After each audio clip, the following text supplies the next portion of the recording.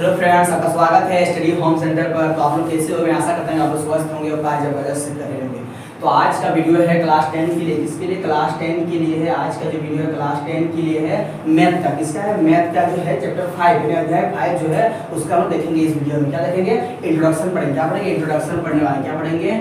Introduction. क्या पढ़ेंगे? Introduction पढ़ेंगे। क्या पढ़ेंगे? इंट्रोडक्शन। इस वीडियो में हम लोग पढ़ेंगे इंट्रोडक्शन। फिर इसका इंट्रोडक्शन पढ़ने वाले क्या क्या फार्मूला होगा जो यूज होने वाला है एक्सरसाइज में। क्या होगा जो क्वेश्चन आंसर में यूज होने वाला है। इंट्रोडक्शन आज पढ़ने वाला है। इंट्रोडक्शन। देखो सबसे पहले चैप्टर का नाम क्या है? समांतर श्रेणी। क्या चैप्टर का नाम है? समांतर श्रेणी। देखो समांतर श्रेणी आखिर है तो है क्या, उसको पहले जाने। इंग्लिश देखो, इसको इंग्लिश में बोलते हैं अरिथमेटिक प्रोग्रेशन। शॉर्ट में बोले तो एपी। क्या बोलेंगे शॉर्ट में? एपी। इसको क्या बोलते हैं शॉर्ट में? ए से अरिथमेटिक और पी से क्या? प्रोग्रेशन, है ना। चलो पहले जानेंगे समांतर श्रेणी किसे कहते हैं। क्या कहते हैं? समांतर श्रेणी किसे कहते हैं, इसको याद लीजिएगा। संख्याओं की वो चीज, संख्याओं का वैसा सूची है तो वह सूची जिसमें प्रत्येक अगला पद है ना, प्रत्येक अगला पद तथा पिछला पद जो पीछे रहेगा उसका पिछला पद का अंतर क्या हो? समान हो। क्या हो? उसका अंतर समान हो। उसी को बोलते हैं हम लोग समांतर श्रेणी, या तो एपी बोलते हैं। क्या बोलते हैं? शॉर्ट में एपी बोलते हैं ना। तो क्या कहेंगे? समांतर श्रेणी शॉर्ट में लिखा रहेगा एपी लिखा रहेगा ना। तो ये बता रहे हैं कि शॉर्ट में लोग बोलते हैं समांतर श्रेणी एपी बोलते हैं। क्या बोलते हैं? एपी, है ना। देखो हम एग्जांपल समझ आएगा। देखो बता दे समांतर श्रेणी किसको बोलते हैं? संख्याओं को ऐसा सूची जिसका प्रत्येक अगला पद तथा पिछला पद का अंतर क्या होगा? समान होना चाहिए। क्या होना चाहिए? समान यानी बराबर होना चाहिए। उसी को बोलते हैं हम लोग समांतर श्रेणी बोलते हैं। क्या बोलते हैं? समांतर श्रेणी। तो एग्जांपल के लिए एक दो एग्जांपल देखते हैं। देखो पहला एग्जांपल क्या दिया हुआ? 1 3 5 7 9। बताइए समांतर श्रेणी में है कि नहीं? ये समांतर श्रेणी में है। कैसे है समांतर श्रेणी में? ध्यान दीजिएगा। किससे? ध्यान दीजिएगा। क्या वाला परिभाषा? क्या प्रत्येक अगला पद। इसका अगला कौन है? ये वाला अगला है। तो ये वाला है, ये आगे, ये पीछे, है ना। तो प्रत्येक अगला पद तथा पिछला पद का अंतर क्या होना चाहिए? अंतर जब घटाएंगे तो आंसर क्या आना चाहिए? सब में सेम आ जाएगा। सब में एक ही आना चाहिए। सब में सेम, मतलब एक जो आएगा उसी सेम आएगा। देखो यहाँ घटाते हैं। बताओ 3 में 2 जाते हैं, देखो 3 घटा 3 में जाने से 2 बचेगा। इसका आंसर बता कितना अंतर है? 2। फिर इसका देखो, चलो इसको लेते हैं। ये अगला पद हो, मान चलो ये पिछला पद है। ये दोनों को देख रहे हैं। ये मेरा अगला पद हो गया, पिछला पद हो गया। यदि ये दोनों को लेंगे तो ये अगला होगा, ये पिछला होगा। देखो यहाँ पर अगला है 5, इसके पीछे कौन है? 3। तो घटा कितना बचेगा? 2 बचेगा। देखो सब में सेम आ रहा है। इसमें घटा इसको, चलो आगे इसको चलो अगला मान लेते हैं, इसको 7। इसमें ये पिछला हो जाएगा। 7 5 जाने से 2 होगा। जैसे यही इसमें भी 2 आ रहा है। फिर देखेंगे इसको अगला मानते हैं 9 को, तो 9 में 7 जाने से 2, मतलब ये समांतर श्रेणी में है। क्यों? देखो प्रत्येक अगला पद पिछला में घटाते कितना आंसर आता है? सब में 2 आता है। कितना? सब में समान आंसर आता है। जो देखो सब में समान, इसको वही नाम बोलते हैं। जो सब में एक ही आएगा उसी को बोलते हैं हम लोग सार्वंतर। क्या बोलते हैं? सार्वंतर, जिसको हम सूचित करते हैं डी से। किससे? डी माने हुआ सार्वंतर। सार्वंतर मतलब क्या होता है? जो वो सूची जिसका जो समान सूची देखो एपी का सबसे निश्चित संख्या, सबसे जो निश्चित संख्या जो सब में एक ही आता है उसी संख्या को हम बोलते हैं सार्वंतर। क्या बोलते हैं? इसका बताओ 1 3 5 7 9 का जो सूची दिया हुआ है इसका समाधान, इसका सार्वंतर क्या आ जाएगा? सार्वंतर कितना होगा? तो सब 2 आ रहा है। सार्वंतर कितना होगा? 2 होगा। कितना होगा? 2, यानी कि डी मेरा कितना निकल गया? 2। इससे क्वेश्चन देगा निकालने समझ जाएगा। देखो ये दूसरा चेक करते हैं। 2 4 6 8 10। बताओ इसको चलो चेक करते हैं। पहले अगला पद घटा पिछला पद घटा, तो इसको आगे चलो, इसको पहला मान लिया, इसको दूसरा, है ना। ये अगला है पिछला घटा कितना? 2 आएगा। इसमें 2, फिर इसमें घटा 6 में 4 जाने से 2 आएगा। सही है। इसमें घटा इसमें 2 आएगा। फिर इसमें घटा इसमें 2 आएगा। मतलब ये भी समांतर श्रेणी में है। क्यों? देखो प्रत्येक अगला पद, इसको मान लिया अगला पद, इसको मान लिया पिछला पद, घटा कितना बचेगा? 2 बचेगा। चलो इसको मान लिया अगला पद, इसको घटा पिछला पद से, ये इसको मत पिछला, इसके पीछे जस्ट इसके पीछे वाला देखना है, वही होता है पिछला पद। चलो इसको मान लिया पिछला, क्या 6 में 4 जाने से 2 बचेगा। इसमें 2 आ रहा है। फिर इसमें 8 घटा 6, इसमें 2 आएगा। फिर 10 में 8 घटा इसमें 2 आएगा। ये क्या समांतर श्रेणी है? तो इसके सब में क्या है? 2 आएगा। सब में क्या है? 2। इसी को बोलते हैं डी। यानी डी का वैल्यू कितना निकल गया? 2। जो सब में जो सेम आएगा उसी को मान, उसी मान को हम बोलते हैं डी। क्या बोलते हैं? डी। डी मतलब सार्वंतर। देखो आपको बताएंगे सार्वंतर पे। अब देखो यहाँ पर तीसरा चलते हैं 3 9 12 15 18। देखो इसका देखो सार्वंतर कितना होगा? बताओ, इसको चेक करते हैं पहले। देखो 9 में 3 घटा कितना बचेगा? 9 में 3 जाने से बताओ 9 में 3 जाने कितना बचेगा? 6, है ना। बताओ 12 में 9 जाने से कितना बचेगा? 3। दोबारा इसलिए बता समांतर श्रेणी है। पहले ही अटके। देखो यहाँ पर जब 9 में 3 घटा तो कितना आया? 6 आया, है ना। पहला में क्या है? जब 6 आया। अब देखो यहाँ पे जब 12 जब घटाते हैं 9 तो 6 आता है? नहीं आता। कितना आता है? 3। देखो ये 6 और 3 आ गया। फिर देखो 15 घटाओ ना, 15 में घटाओ 12 कितना आएगा? 3। फिर घटा 18 15 घटा, फिर आएगा 3। देखो सब में होता सेम आया, सब में सेम आया, नहीं आया, मतलब ये समांतर श्रेणी में नहीं है, बिल्कुल नहीं। क्यों? देखो यहाँ पर 6 आ गया है ना, सब में सेम आएगा तभी उसको बोलेंगे हम लोग एपी। क्या बोलेंगे? एपी, यानी कि समांतर श्रेणी बोलेंगे, है ना। तो सेम में सेम नहीं है, ये समांतर श्रेणी नहीं है। 2 का भी समांतर श्रेणी निकला, तीसरा समांतर श्रेणी नहीं है, इसलिए इसका डी निकालना असंभव है, इसका डी मालूम नहीं कर सकते हो, क्योंकि इसका जो सम कहाँ से आया, इसलिए डी का मान नहीं होगा। देखो यहाँ आते हैं नेक्स्ट क्वेश्चन, नेक्स्ट एग्जांपल देखो। 12 में घटा 5 कितना बचेगा? 7 बचेगा। कितना बचेगा? 7। फिर घटा 17 में 12 कितना बचेगा? 5 बचेगा। कितना बचेगा? 5। ये तो फिर हो गया, ये समांतर श्रेणी नहीं होगा। क्यों? देखो फिर 18 घटा 17 1 बचा, ये समांतर श्रेणी नहीं होगा, ये समांतर श्रेणी नहीं होगा। चलो इसमें घटा 8 में 6 जाने से 2 आया, ठीक है 2 आ गया। फिर घटा 12 में 8 जाने से 4 आ गया। फिर घटा 19 से 12 जाने से कितना बचेगा? 7। देखो ये समांतर श्रेणी है नहीं, अलग अलग मान आ रहा है, इसको समांतर श्रेणी नहीं बोलेंगे। जो सभी में सेम आएगा, सभी में सेम, अलग एक भी अलग नहीं, इसी बोलते हैं हम लोग समांतर श्रेणी, है ना। तो ये एग्जांपल कवर होगा, यहाँ पर देख के आपको समझ में आ गया होगा ना।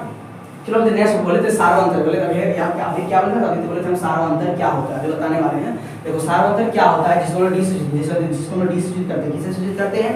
सार्वंतर डी से सूचित किया जाता है, किससे सूचित करते हैं? डी से, है ना। ऐसे डी लिख रहे थे, है ना, ये चीज। देखो सार्वंतर क्या होता है ना, समांतर श्रेणी, समांतर श्रेणी, समांतर श्रेणी है, दो को सम, यहाँ पर एक को 2 को सम, 3 को समांतर श्रेणी नहीं निकला, 2 को समांतर श्रेणी निकला, मैं 2 को 3 को नहीं निकला, समझ, तीनों समांतर श्रेणी नहीं है, एपी में नहीं है। देखो सार्वंतर किसको बोलेंगे? समांतर श्रेणी का निश्चित, देखो समांतर श्रेणी का निश्चित संख्या, जी निश्चित संख्या मतलब जो एक ही मान आ रहा है ना, सब में एक मान आ रहा है, उसी को बोलेंगे निश्चित संख्या, जो सब में सेम आएगा। समांतर श्रेणी का निश्चित संख्या को हम लोग क्या बोलते हैं? सार्वंतर बोलते हैं। क्या बोलते हैं? सिंपल सा, ज्यादा टफ नहीं है, सार्वंतर उसी को बोले, देखो सब काम आने वाला है, इसलिए बता रहे हैं। समांतर श्रेणी का निश्चित संख्या को सार्वंतर कहते हैं, इसे हम लोग डी से सूचित करते हैं। किससे? डी सूचित किया जाता है ना। यहाँ पर नोट कर लीजिए कॉपी में पहले, उसके आगे चलते हैं। आगे कुछ देने वाले फार्मूला देखो, अब यहाँ पर इसको मिटा रहे हैं ना। अब ध्यान दीजिएगा, यहाँ पर आप लिखा रहे हैं नेक्स्ट पॉइंट। अब देखो यहाँ पर लिखना है समांतर, क्या लिखना है?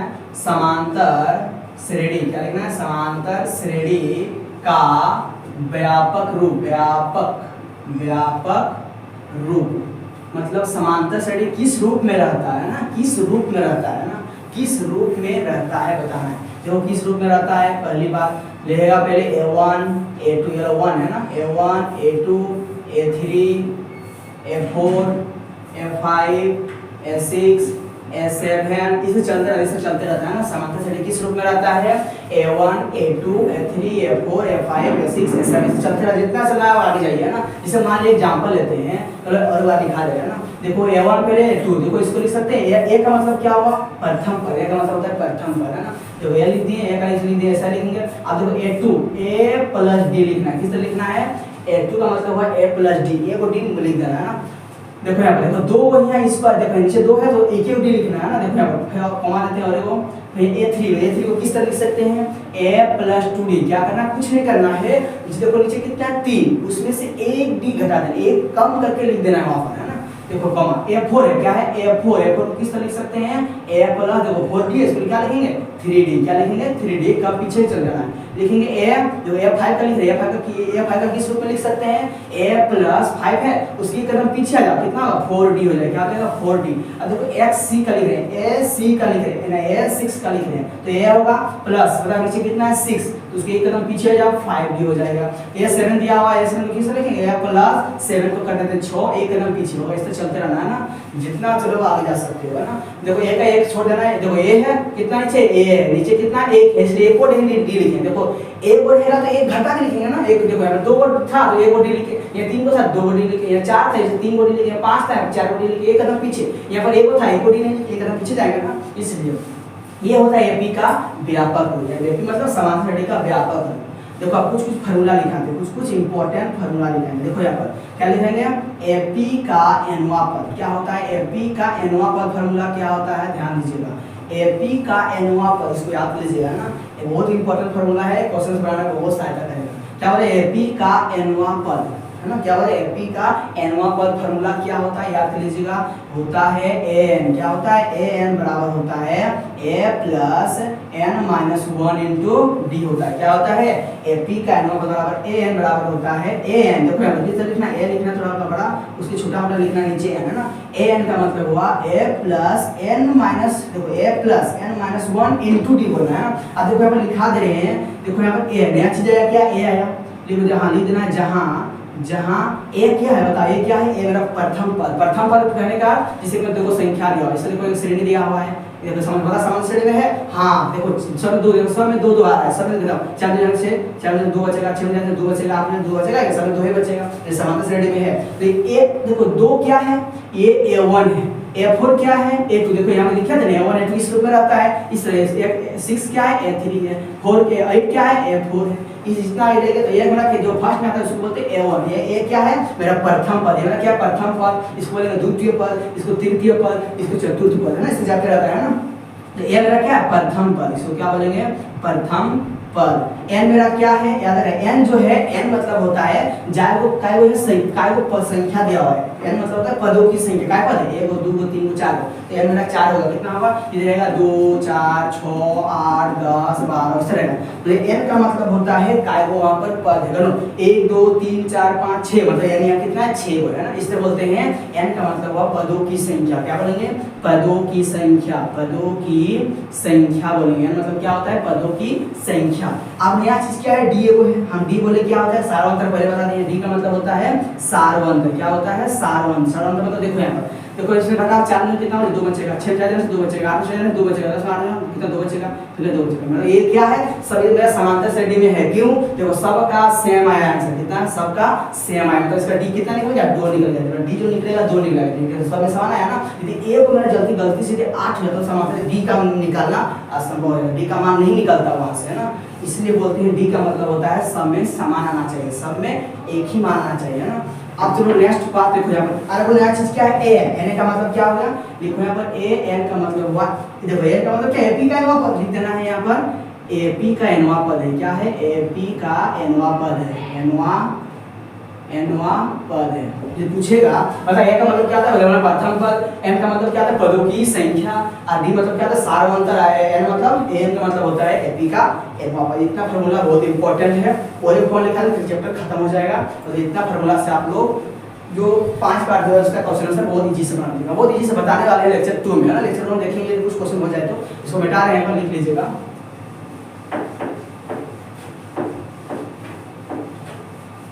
तो आज हम क्या है इंट्रोडक्शन पढ़ेंगे, देखते हैं क्वेश्चन हो जाए तो। देखो यहाँ आप पढ़ेंगे हम लोग और एक फार्मूला पढ़ना है एसएन। क्या पढ़ना है हम लोग एसएन, बहुत इंपॉर्टेंट फार्मूला है ना, इसको याद कीजिएगा। एसएन का फार्मूला क्या होता है, एसएन बराबर क्या होता है एसएन, एस एन बराबर फार्मूला होता है n/2। क्या बोलेंगे n/2 into 2a plus n minus 1 into D, तो ब्रैकेट देना है ना। ये मेरा एसएन का फार्मूला होगा। क्या एसएन का फार्मूला क्या होगा, एसएन बराबर फार्मूला होता है n/2 इंटू 2a, क्या बोलना है 2a plus n minus 1 into D. क्या बोलना है एसएन बराबर n/2 into 2a plus n minus 1 into D, है ना। और एक फार्मूला होता है एसएन बराबर क्या होता है n/2, क्या बोलना है n/2 into a plus n, क्या बोलना है a प्लस n। इसका बहुत इंपॉर्टेंट फार्मूला है, सब काम आने वाला है। एसएन बराबर होता है n/2, है ना, फिर इंटू a प्लस n, क्या बोलेंगे n/2 into a plus an, है ना। और एक फार्मूला होता है एसएन बराबर क्या होता है n/2 into a plus n, क्या होता है a प्लस। तीन फार्मूला बहुत इंपॉर्टेंट है, ये मेरा फार्मूला समाप्त होता है इंट्रोडक्शन, है ना। देखते हैं समझा देते हैं है ना। इतना बड़ा फार्मूला याद कर लीजिएगा तो आपको एक भी क्वेश्चन नहीं छूटेगा, मेरा गारंटी है ना।